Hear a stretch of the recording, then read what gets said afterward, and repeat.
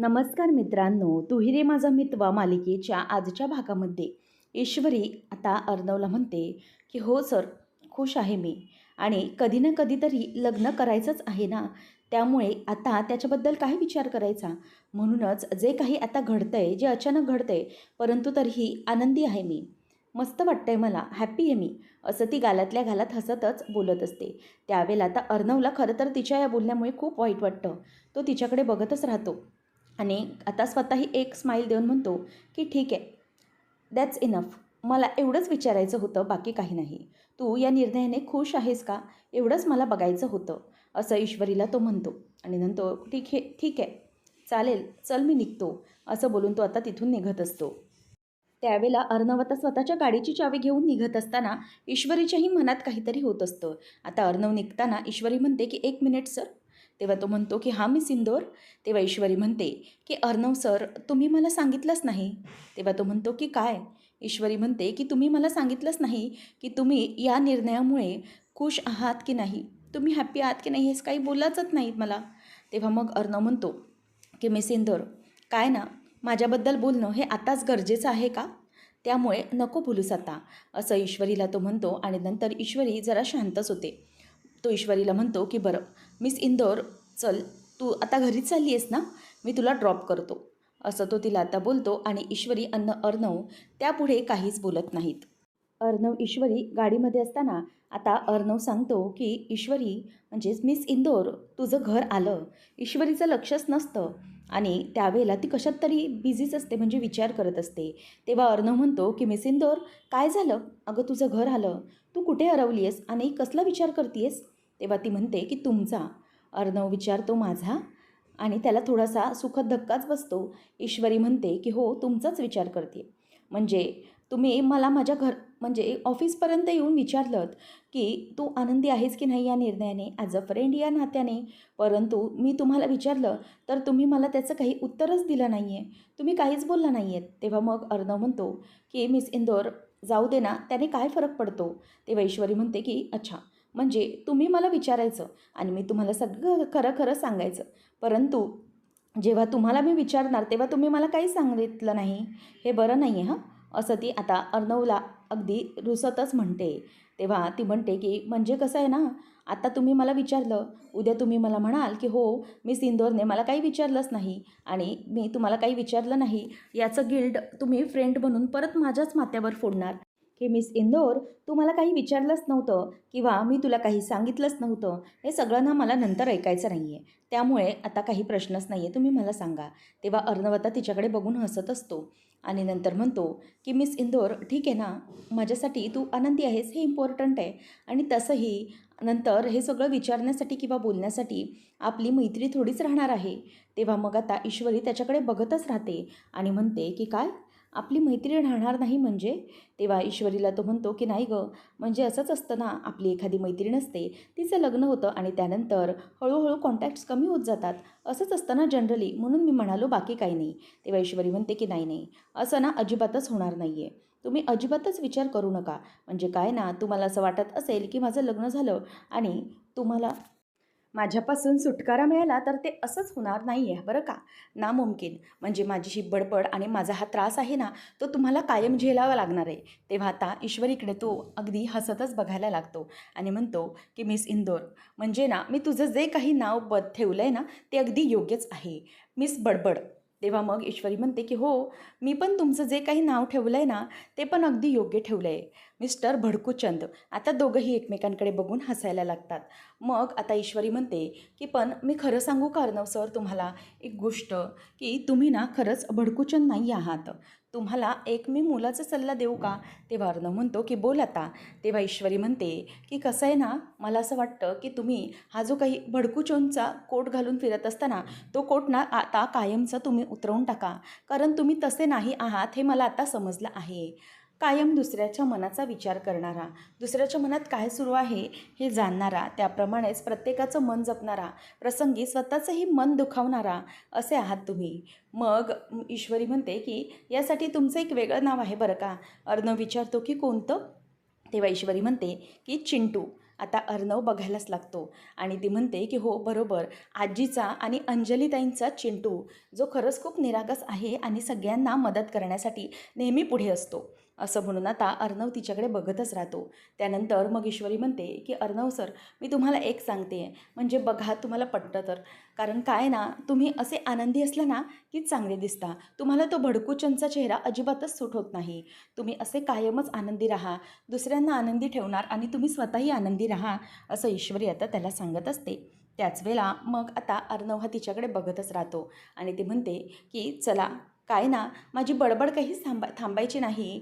सकाळ होईल तरीही माझी ही बडबड बडबड चालूच राहील, ती काही संपणार नाही आहे, असं म्हटल्याबरोबर आता अर्णव गालातच हसतो आणि ईश्वरी म्हणते की चला अर्णव सर, मी निघते आणि हो, मी सांगितलेलं मात्र लक्षात ठेवा हां, असं अर्णवला ती बोलते आणि गाडीतून उतरते. आणि उतरत असताना आता अर्णवला खरं तर मनातून वाटत असतं की ईश्वरी जाऊच नये, तिच्या ह्या गप्पा, आमची ही बडबड ही तशीच चालू राहावी, असं मनातून खरं तर त्याला वाटत असतं. त्यावेळेला मग ईश्वरी आता म्हणते की सर माझा मोबाईल, आणि मग ती मोबाईल घेते आणि तिथून निघते. ईश्वरी गाडीतून उतरते तेव्हा अर्णवचा चेहरा अगदी पडलेला असतो, म्हणजे ईश्वरी पुन्हा निघून गेली यामुळे त्याला खरं तर खूप वाईट वाटत असतं. कारण इतका वेळानंतर आम्ही भेटलो आणि तेही इतकंच आमच्यात बोलणं झालं आहे, त्यामुळे त्यालाही खूप वाईट वाटतं आणि त्यानेही मनातलं काही सांगितलेलं नसतं, म्हणून त्याला त्रास होत असतो. नंतर आता अर्णव हा ईश्वरीकडे बघतच राहिलेला असतो आणि ईश्वरीला कोणाचा तरी फोन येतो. अर्णव मनातल्या मनात म्हणतो की मिस इंदोर, खरं तर ठरवून तुझ्या प्रेमात पडायचं असलं असतं तर मी कधीच तुझ्या प्रेमात पडलो नसतो. परंतु आता काय करणार? आता प्रेमात तर पडलो आहे, त्यामुळे या गोष्टीचा विचार तर मला करावाच लागणार आहे. आणि एक गोष्ट नक्की, की मिस इंदोर, मी तुझ्यावर खूप प्रेम केलं आहे आणि मला सतत तू आनंदी असावंस ना असंच वाटतंय. आणि आता मला एक गोष्ट तर समजली आहे, की तू या निर्णयामुळे हॅपी आहेस. तर माझ्यासाठी एकच आनंदाची गोष्ट ती आहे, की तू या गोष्टीमुळे हॅपी आहेस आणि जिच्यावर प्रेम केलं आहे ती व्यक्ती ही हॅपी आहे. दॅट्स इनफ फॉर मी, असं तो बोलतो. आणि मिस इंदोर, खरंच मला आनंद वाटतोय की तू आनंदी आहेस म्हणून, असं म्हणून आता अर्णव तिच्याकडे बघतच राहिलेला असतो. ईश्वरीच्या फोनवर गप्पा सुरू असतात आणि तुझा हा आनंद आयुष्यभर राहावा असंच वाटतो मला. आणि मग त्यामुळे अर्णव तिच्याकडे बघतच राहतो. ईश्वरी काही मागे बघत नाही आणि ती पुढे चालत चालत निघून जाते. त्यामुळे आता अर्णव हा त्याची गाडी पुन्हा रिव्हर्स घेतो आणि घरी जायला निघतो. त्यानंतर आपल्याला पाहायला मिळतं, दुसऱ्या दिवशी सकाळी सुप्रिया विचारत असते की काय हो, काही झालंय का? तेव्हा मग ते म्हणतात की नाही, अजूनही काहीच नाही. म्हणजे 2-4 ठिकाणी शब्द टाकलाय, बघूया काही काम होतं का ते, परंतु मुश्किल वाटतंय मला. त्यावेळेला ईश्वरी येते आणि म्हणते की बाबा, काय झालंय? मी कालपासून बघतेय तुमच्या दोघांचेही चेहरे खूप पडलेले आहेत, खूप टेन्शन आहे चेहऱ्यावर. त्यावेळेला मग ते म्हणतात की काय आहे ना बेटा, माझा जो काही प्रॉब्लेम झाला आहे, आपले जे बँक अकाउंट ब्लॉक झालं आहे त्यामुळे पैशांचा प्रॉब्लेम होतो आहे. मग कसं करायचं तेही मला कळत नाही आहे. म्हणजे ना, मला खरं तर खूप राग येतो आहे. अपनी मेहनत का पैसा है यार, आणि तरीही आपल्याला तो काढता येत नाही ना बँकेतून, त्याचाच जास्त मला राग येतो आहे. आणि त्याच्यामुळेच मला हे जरा टेन्शन आलं आहे, बाकी काही नाही. बेटा, बाकी तू कुठलंही टेन्शन घेऊ नकोस, असं तो तिला सांगतो. मग त्यावर ईश्वरी सांगते की बाबा, मी एक बोलू का? म्हणजे हा जर असा प्रॉब्लेम असेल एवढा मोठा, तर आपण ही जी काही सगाई आहे ती पुढे ढकलली तर चालेल का? आता आपण नको करूया, तुम्ही उगीच टेन्शन घेऊ नका. त्यावर ते म्हणतात की अगं इशू बेटा, पागल झाली आहेस का तू? असं काही बोलू नकोस. अरे, जे काही ठरलं आहे ते ठरलं आहे, काही ना काहीतरी नक्कीच होईल, मला हे जाणवतं आहे. आणि दुसरी गोष्ट म्हणजे काय ना, आपलं लग्नघर असलं की असं थकान, टेन्शन, परेशानी या गोष्टी होतच राहतात. परंतु जर आपली मुलगी, आपली लाडाची लेक ही चांगल्या घरी जात असेल, तिचं सगळं काही चांगलं होताना आपल्याला दिसत असेल, तर या सगळ्या गोष्टींना क्षुल्लक वाटत असतात. त्यामुळे आईबापाचं हे प्रेम आहे ते तुला नाही कळणार पोरी. नको काळजी करूस. आता आपण सगाईचं ठरवलं आहे ना, तर आपण मागे हटायचं नाही आणि तू नको चिंता करूस. हा बाप आहे ना तुझा, तुला काळजी करण्याची काहीच गरज नाही आहे. सगळं काही व्यवस्थित होईल. तू नको घाबरूस, आम्ही दोघं आहोत, सगळं नीट होईल. परंतु तुझ्या ठरलेल्या वेळी ही तुझी एंगेजमेंट होईलच, असं तो आता तिला दिलासा देतो. आणि खरं तर तुझ्यामुळे आम्ही खूप आनंदात आहोत, असंही ते तिला सांगतात. आणि आता आपण माघार घ्यायची नाही आहे. अगं राकेशजी आणि त्यांच्या घरातले ते मास्तर इतके आनंदाने सगळं करतायत आणि आपण त्यात विरजण टाकायला नको. सगळं काही व्यवस्थित होईल, नको घाबरूस तू. त्याच वेळेला आता जयू आत्या येते. जयू आत्या आल्यावर म्हणते की दादा चला आपलं काम आता झालेलं आहे. तेव्हा तिच्याकडे आश्चर्याने सगळे बघतात. ती म्हणते की आपलं काम झालं आहे, काहीच घाबरण्याची गरज नाही आहे. तेव्हा आता ईश्वरी बघत म्हणते की आत्या काय झालं आहे नक्की. तेव्हा आता ती म्हणते की दादा हे बघ, हे घे, हे पैसे घे आणि चला आपण साखरपुड्याच्या तयारीला लागूया. चला सगळं काही व्यवस्थित झालं आहे. तेव्हा मग संजय विचारतो की अगं जयू इतके पैसे, अगं हे पैसे कुठून आले. तेव्हा ती सांगते की अरे दादा काल माझे साड्यांचे वसुलीचे पैसे राहिलेले गेले होते ना, तेच आणलेत मी परत. चला तयारीला लागा. तेव्हा ती म्हणते म्हणजेच ईश्वरी म्हणते की आत्या अगं काल तर तू म्हणाली होतीस की कोणीही पैसे दिले नव्हते, मग आज अचानक सगळ्यांनी पैसे कसे काय दिले, काय झालं. तेव्हा मग ती म्हणते की अगं हो, काल मी गेले होते सगळ्यांकडे, परंतु काल अचानक मी त्यांच्याकडे गेल्यामुळे त्यांना काहीच सुचलं नव्हतं. म्हणजे अचानक हे पैसे कसे जमवतील ना ते.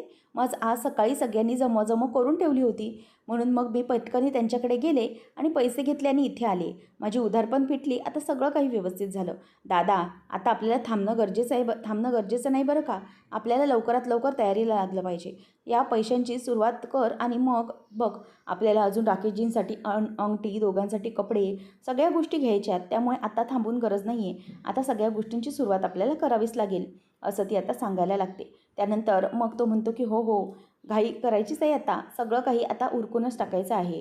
बरं ठीक आहे, मला थोडा वेळ द्या, मी फ्रेश होऊन येतो, नंतर आपण निघूया शॉपिंगसाठी. असं म्हणून आता संजय देखील शॉपिंगसाठी निघत असतो. त्याबरोबर जाता जाता तो म्हणतो की जयू खरंच खूप मोठं महत्त्वाचं काम केलंस गं तू. खरंच मला आता आठवतं आहे की सगळ्या गोष्टी कशा नीट होतील. आणि तो थोडासा इमोशनल होतो आणि म्हणतो की खरंच आता मला जाणवते की माझ्या मुलीची सगाई होते आणि ती माझ्यापासून लग्न करून कायमची लांब जाणार आहे.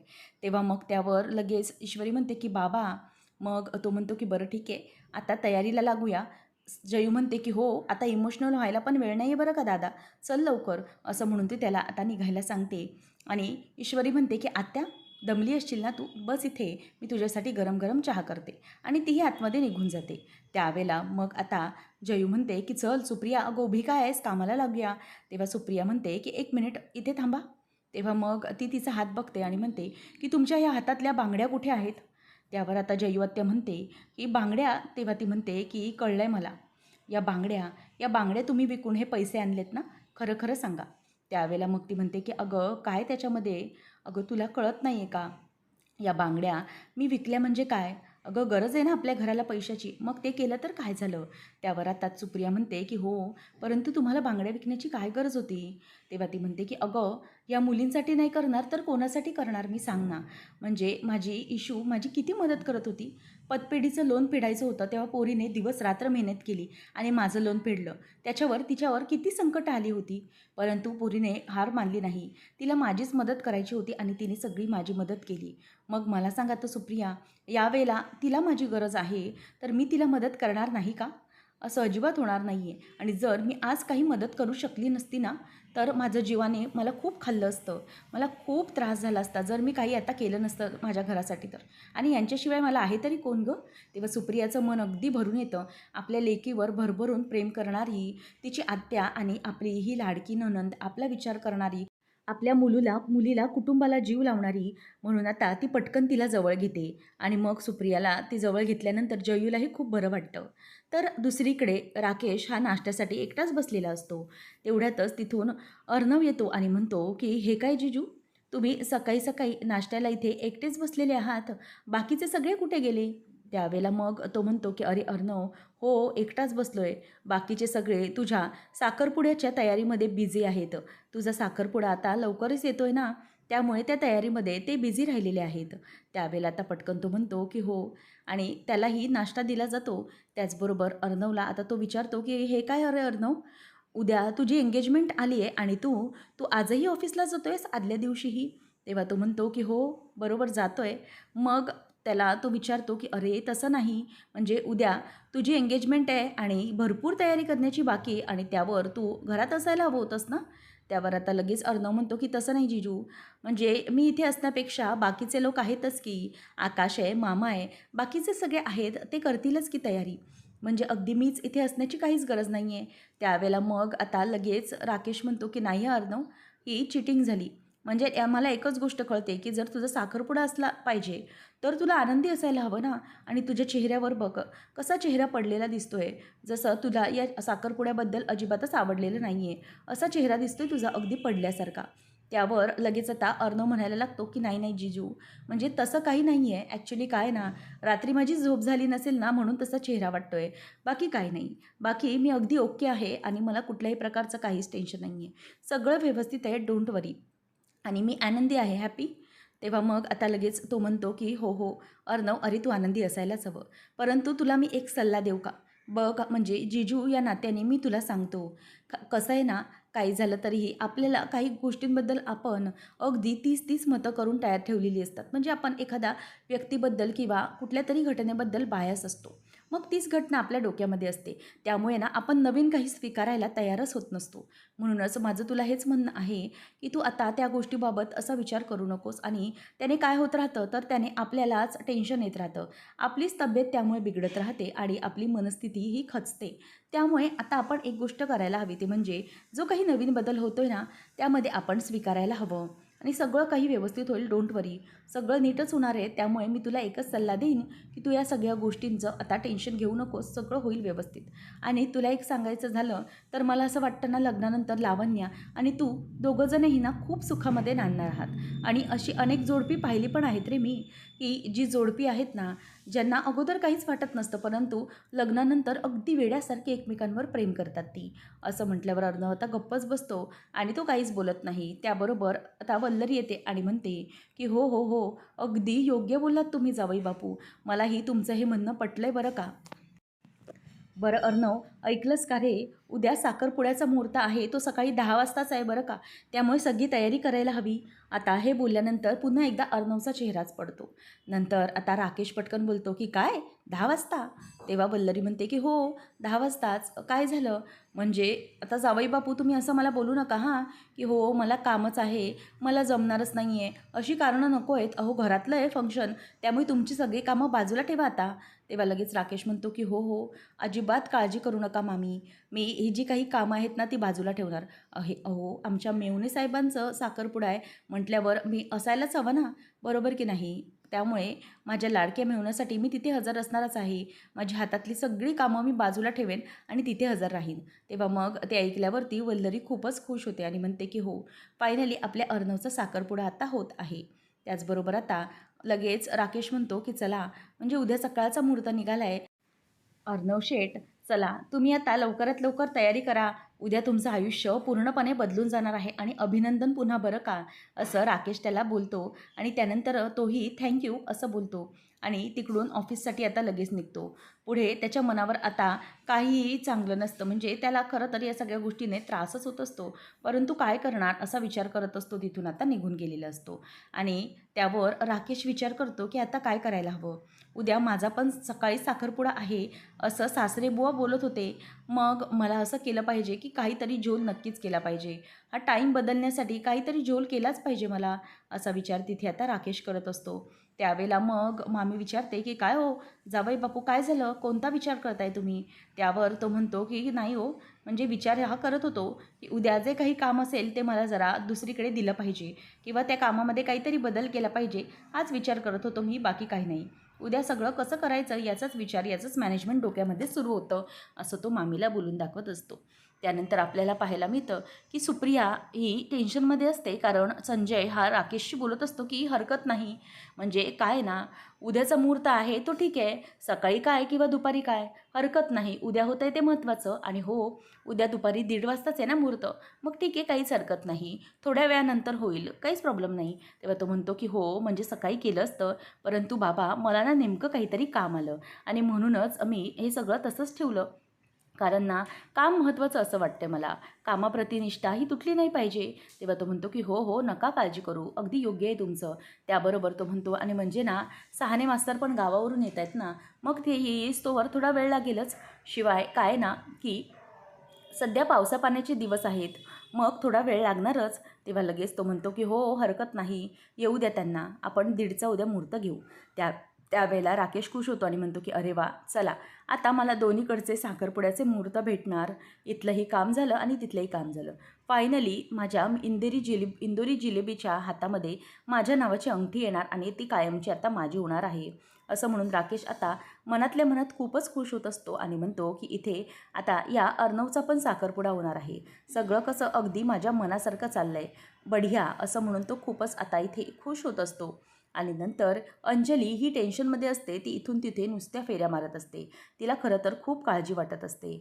त्यावेळेला आता लावण्य येते आणि म्हणते की अंजली ताई, हे बघा मी काय करायला गेले होते. म्हणजे उद्याच एंगेजमेंट आहे तर मग शॉपिंग करायला हवी ना, म्हणूनच मी आणि मामी दोघीजणही शॉपिंगसाठी गेलो होतो. आणि मी ARसाठी ही अंगठी आणली आहे. म्हणजे ASRचा चॉईस तुम्हाला अगदी परफेक्ट समजतो ना, म्हणून बघा तुम्ही ही अंगठी कशी वाटते तुम्हाला. असं म्हणून आता ती तिच्याकडे ती अंगठी दाखवत असते आणि म्हणते की कसं आहे ना, मामीला घेऊन गेले त्यामुळे सगळं काही सोपं झालं आणि पटापट करता आलं. ही मी ASRसाठी अंगठी घेतलेली आहे. असं म्हणून आता ती अंगठीही तिला दाखवत असते. लावण्याला बघून खरं तर अंजलीला खूपच राग येत असतो. त्यावेळेला अंजली म्हणते की हो, बरोबर बोललीस तू लावण्य, अगदी काय ना, ARची चॉईस मला अगदी बरोबर समजते आणि त्याला काय आवडतं काय नाही हेही मला अगदी परफेक्ट समजतं.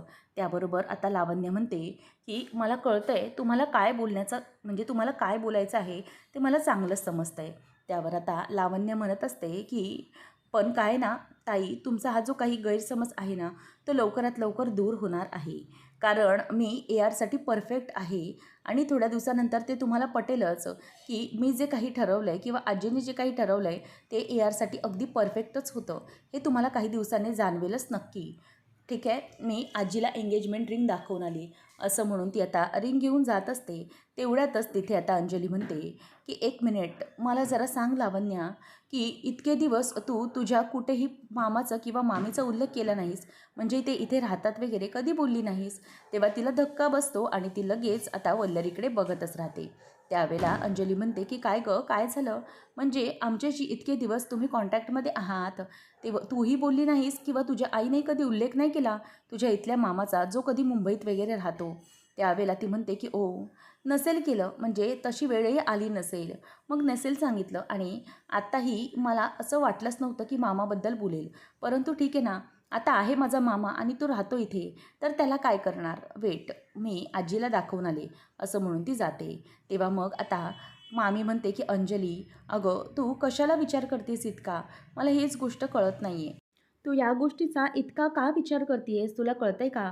अगं अंजली, उद्या तुझ्या भावाचा साखरपुडा आहे. खूप मोठा दिवस आहे आपल्या घरामध्ये, खूप आनंदाचा दिवस असणार आहे हा. तरी पण तू या सगळ्या गोष्टींचा विचार का बरं करतेयस? नको टेन्शन घेऊस या सगळ्या गोष्टींचं. सगळं काही व्यवस्थित होईल. प्लीज तू शांत राहा, असं ती तिला बोलत असते. आणि अगं अंजली, आपल्या घरामध्ये शुभकार्य आहे, सगळ्या गोष्टी अगदी व्यवस्थित होत आहेत, तरीही तू तुझा चेहरा असा का पाडून आहेस? त्यामुळे असा चेहरा घेऊन फिरू नकोस. अगं आनंदी राहा, भावाचा साखरपुडा आहे तर त्याच्यामध्ये आनंद मानायचा आहे तुला, परंतु तू असा चेहरा पाडून राहिली आहेस, हे बरोबर आहे का अंजली? आणि तू 2 जीवांची आहेस, त्यामुळे असं दुःखी राहणं हे तुला बरोबर दिसत नाही आहे. त्यावेळेला अंजली म्हणते की काय ना मामी, मला कळतं आहे, परंतु तुम्हालाच कळत नाही आहे. या निर्णयामुळे चिंटू अजिबातच खुश नाही आहे. जर चिंटू खुश नाही आहे तर तुम्ही कशाला त्याच्यावर हा निर्णय लादताय? त्याला अजिबातच लावण्य आवडत नाही, मला समजतं आहे, परंतु तुम्हाला नाही समजत आहे. त्यावेळेला आता लगेचच तिला त्यामुळे चक्कर यायला लागते. वल्लरी तिला धरते आणि म्हणते की अगं काय करतेस काय तू इथे, बस बस बघू, थांब मी पाणी देते. असं म्हणून ती तिला पाणी प्यायला देते आणि म्हणते की हे बघ, काय ना अंजली, प्लीज ह्या सगळ्या गोष्टी डोक्यातून काढून टाक.